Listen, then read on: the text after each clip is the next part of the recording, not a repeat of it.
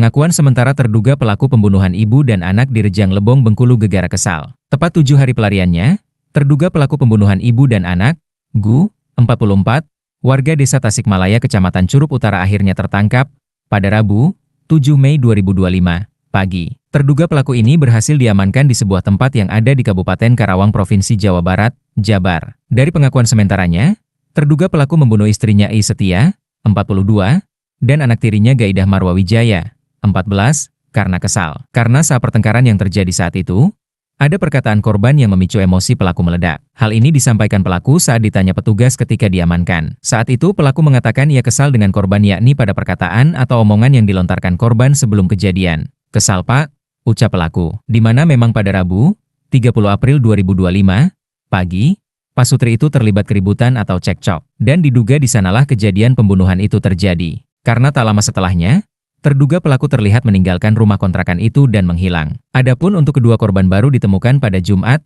2 Mei 2025, siang. Jenazah kedua korban saat ditemukan sudah dalam kondisi membusuk. Kasih Humas Polres Rejang Lebong, AKP Sinar Simanjuntak mengatakan terkait kronologi lengkap masih menunggu tim sampai di Kota Curup, di mana saat ini terduga pelaku sudah diamankan dan tengah dibawa oleh petugas. "Nanti ya, kita tunggu tim sampai, baru bisa jelas," ucap Sinar. Kelakuan atau watak temperamen Gu, 42, warga desa Tasikmalaya, Kecamatan Curup Timur diduga merupakan pelaku pembunuhan terhadap I Setia, 42, dan anak tirinya Gaidah Marwa Wijaya, 14, terbongkar. Kini, Satreskrim Polres Rejang Lebong masih terus mencari keberadaan Gu. Diketahui, Gu diduga kuat sebagai pelaku pembunuhan kedua korban ditemukan di sebuah rumah kontrakan yang ada di Kelurahan Kesambe Baru, Kecamatan Curup Timur, pada Jumat, 2 Mei 2025, di mana dari data terhimpun yang didapati dari cerita para tetangga, terduga pelaku memang dikenal pemarah atau temperamen. Memang terduga pelaku itu orang baik dan ramah. Namun saat dalam kondisi marah, terduga pelaku ini sering mengamuk. Terduga pelaku ini sering menghancurkan barang-barang yang ada di dalam rumah saat bertengkar dengan korban. Tak hanya itu,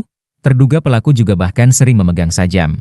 "Setahu kami dia ini orang baik, tapi kalau lagi marah atau ribut, memang suka ngamuk, temperamen dia," ucap salah satu tetangga pelaku yang namanya enggan dimuat. Ditambahkan, adik kandung korban, Eko, mengakui memang rumah tangga kakaknya dengan terduga pelaku sering terjadi keributan, namun selama ini, pertengkaran yang terjadi tidak pernah parah. Ia tak menyangka kakak iparnya itu tega membunuh kakaknya dan anaknya dengan cara yang sadis. Pihak keluarga sangat berharap terduga pelaku bisa dihukum seberat-beratnya. Tapi tidak pernah sampai parah, ribut biasa memang sering, kita berharap dia mendapatkan hukuman setimpal, ucap Eko.